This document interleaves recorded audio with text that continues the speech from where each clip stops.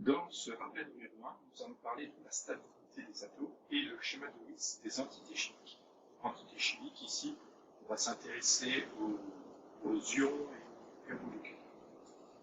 Donc un atome est stable si sa couche de valence est saturée. Donc là, il faut définir le terme, la couche de valence, qui est la dernière couche de l'atome contenant des électrons. La couche saturée, c'est une couche électronique qui contient un nombre maximum d'électrons, son nombre maximum d'électrons. Donc quelques petits exemples pour se le remettre en tête. Ici, on a l'atome d'hydrogène. L'atome d'hydrogène a un électron. Du coup, dans sa couche 1s, qui est la première qui doit être remplie, la plus proche du noyau, elle peut contenir 2 électrons maximum. Et bien, on met 7 électrons, on met un électron parce qu'il en possède 4. Ça veut dire qu'il lui manque un électron pour remplir, saturer sa couche de valence, sa dernière couche. Il n'en a qu'une, c'est sa dernière. Ensuite, l'atome de carbone a 6 électrons. Donc, on va commencer par mettre 2 électrons dans la couche 1s, la première couche. Elle est pleine, on doit remplir les couches suivantes. Ensuite, on arrive à la couche 2. Dans cette couche 2, il y a 2 sous-couches, la 2s et la 2p. La 2s contient 2 électrons maximum, je mets 2 électrons ici, donc j'ai 4 électrons placés, et je dois placer les 2 électrons restants dans la sous-couche de P. Donc est-ce que la sous-couche, est-ce que la couche de valence est pleine? Non, la couche de valence c'est la couche 2 pour le carbone. Et bien elle doit contenir 2 électrons ici et 6 là. Donc il en manque 4 ici, donc il manque 4. Donc ce qu'on peut rajouter aussi, c'est que l'atome va faire autant de liaisons de valence que d'électrons qui lui manquent pour remplir cette sous-couche, cette couche de valence, et donc pour la saturer. Et ainsi de suite pour les autres, je vous laisse regarder. Ensuite, les atomes qui n'ont pas leur couche de valence saturée vont réagir pour compléter totalement cette couche électronique, donc la saturer. Ils vont ainsi former différentes entités chimiques. Voilà pourquoi en fait ces entités chimiques existent et voilà pourquoi les atomes ne restent pas sous forme d'atomes, parce que les atomes sont instables. Et en fait, quand ils vont former des ions ou des molécules, c'est pour gagner en stabilité. Donc, ils vont former des ions monoatomiques, par exemple l'ion chlorure, en gagnant ou perdant un ou des électrons. Ils vont former des molécules, par exemple la molécule d'eau, en mettant en commun des électrons avec d'autres atomes pour former des liaisons de valence. Donc, on appelle liaison de valence ou liaison covalente. Les deux termes sont utilisés, même si dans les nouveaux programmes, on utilise plutôt liaison de valence. Donc, les liaisons de valence, je vous montrerai dans un exemple, sont représentées par un tiret liant les 2 symboles des atomes. Et enfin, on peut former aussi des lions polyatomiques, c'est-à-dire finalement c'est une molécule, c'est un ion formé à partir d'une molécule. Donc on a accroché entre eux des atomes pour faire des molécules avec des liaisons de valence, et cette molécule, en tout cas un des atomes dans cette molécule, a perdu ou gagné des électrons. Donc il y a formation de liaison de valence, plus gain ou perte d'électrons. Ensuite, et là, donc tout ça c'était plutôt un rappel lié à la seconde. Maintenant, on va faire un rappel lié à la première. Donc, on représente le schéma de Lewis des entités chimiques ainsi formées par la méthode suivante. Donc ça, c'est quelque chose que vous devez maîtriser, qu'on va réutiliser dans les activités de ce chapitre. Donc vous devez savoir calculer le nombre total d'électrons de valence, qu'on appelle NV, pour nombre N ou nombre V pour valence, à partir des configurations électroniques des atomes. Les configurations électroniques, c'est ça. Vous devez, pour chaque atome, à partir de leur nombre d'électrons, remplir ça, et calculer le nombre de valence. Ça veut dire que là, en fait, on additionne tous les électrons de la dernière couche. Donc si en fait j'avais tous ces électrons-là, il faut... Donc oui, imaginons que la molécule contienne un atome de chaque ici. Ça veut dire qu'il va falloir additionner en fait le nombre d'électrons de valence de l'hydrogène, là il y en a un, c'est sa dernière couche, il y en a qu'une, donc c'est 1. Le nombre d'électrons de valence du carbone, les électrons de la couche de valence sont ceux de la couche 2, donc 2 et 2, 4. Donc j'en aurai 5, et ainsi de suite. À chaque fois, il faut prendre que les électrons de valence. C'est ceux-ci qui vont nous intéresser. On additionne tous les électrons de valence, et on a donc NV.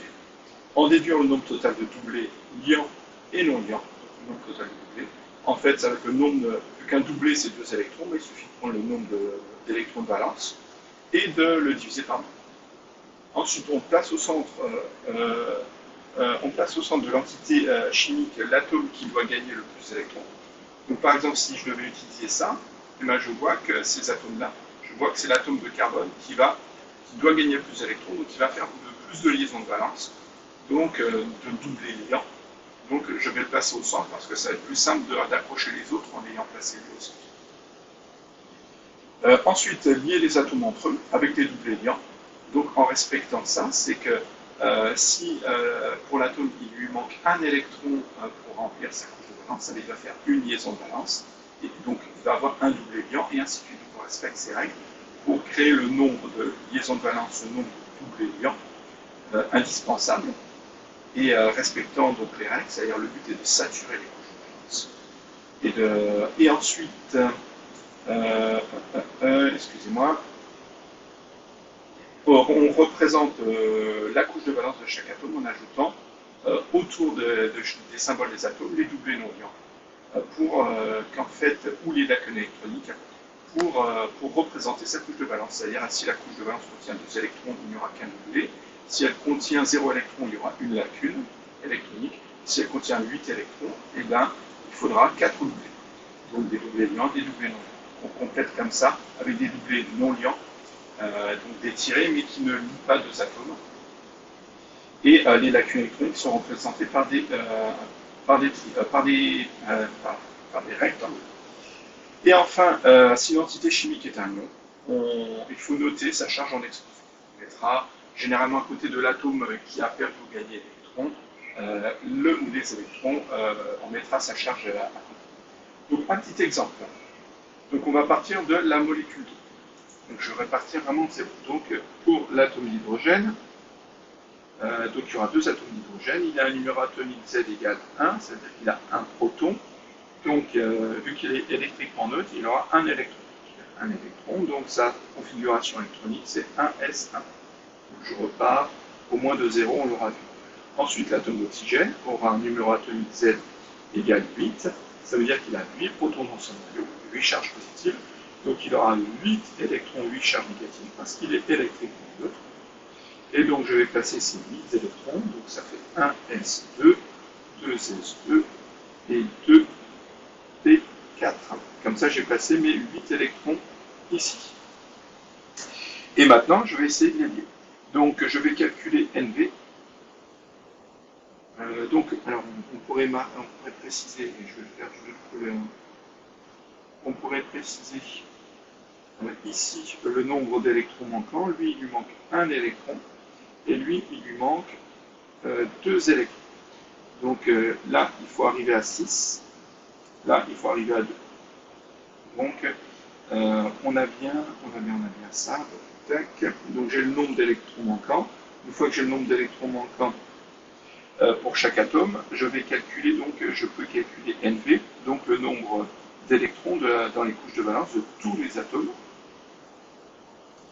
Donc j'en ai un ici, et ceux qui sont là, donc parce que la dernière couche pour l'atome d'oxygène, la couche de valence, c'est la couche numéro 2. Donc j'en ai 6 là et 1 là, ça fait 7. Donc j'ai 7. Ah, excusez-moi, j'ai quand même oublié qu'il y avait il y a 2 atomes d'hydrogène. Donc en fait, j'aurai un deuxième 1s1. Et donc j'ai un 8e électron ici. C'est là. Donc j'ai 8 électrons dans toutes les couches de valence. Je vais le diviser par 2 pour avoir le nombre de doublés non et liants. Donc je divise 8 divisé par 2, ça fait 4. Donc j'ai 4 doublés à placer.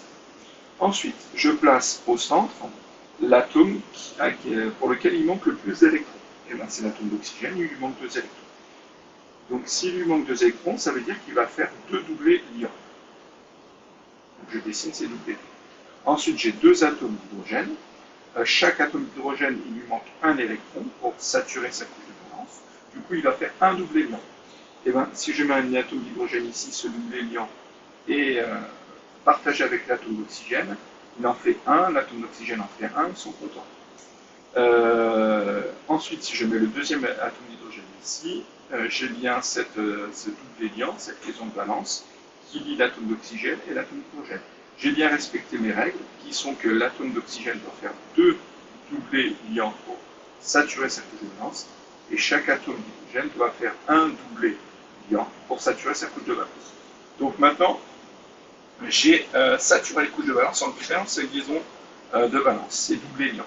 Maintenant, il ne me reste plus qu'à représenter la couche de valence dans le schéma de Lewis par des doublés non liants ou des lacunes, etc. Et des charges s'il y en a. On a la molécule d'eau n'est pas un ion, donc il n'y aura pas de charge. Donc maintenant, pour chaque atome d'hydrogène, vu qu'il a fait une liaison, il a saturé sa couche, donc il est à 1s2, il doit avoir donc un doublé liant à côté de lui, et ce doublé liant est partagé, il est commun aux deux. Ça veut dire que ce doublé liant appartient à la fois à l'atome d'hydrogène, donc quand je compte pour l'atome d'hydrogène, c'est comme si l'atome d'hydrogène avait 2 électrons, donc il est content. Cet atome d'hydrogène a aussi ce doublé liant ici, et il a donc 2 électrons, il est content. 1s2, 1s2, sa couche de valence est pleine et saturée. Maintenant, pour plus de visibilité, je vais effacer ça. Et je vais m'intéresser à l'atome d'oxygène qui, lui, a donc... il a ces 2 doublés non liants qui lui appartiennent aussi, parce qu'un doublé liant, c'est une mise en commun d'électrons entre 2 atomes, donc il appartient à plusieurs atomes en même temps. Voilà pourquoi je l'ai entouré plusieurs fois en vert, ces 2 doublés liants. Et malgré tout, donc, il a gagné donc 2 électrons. Donc ici, il est passé pas en 4 mais en 6. Donc je dois représenter 8 électrons autour de lui. Pour l'instant, j'ai un doublé, 2 doublés, c'est-à-dire un doublé, c'est 2 électrons, donc j'ai 4 électrons. Donc il me manque ici 4 électrons à représenter. Et là, je vais les représenter par des doublés non liants. Donc voilà pour la molécule d'eau et la représentation d'un schéma de Lewis d'une molécule. Si jamais ça avait été un ion, j'aurais rajouté une charge, plus ou moins, etc. Et dans le cas, par exemple, que vous avez pu voir de l'atome de l'ion H+, hydrogène, que l'on va revoir ici, l'ion H+, en fait, c'est l'atome d'hydrogène qui a perdu un électron. Donc il se retrouve avec 0 électron. Donc on dit qu'il a une lacune électronique qu'on va représenter par un rectangle vide. Et il a une charge positive, parce que c'est l'ion H+, l'ion hydrogène. Donc voilà comment on représenterait une lacune électronique. Donc voilà pour ce rappel numéro 1.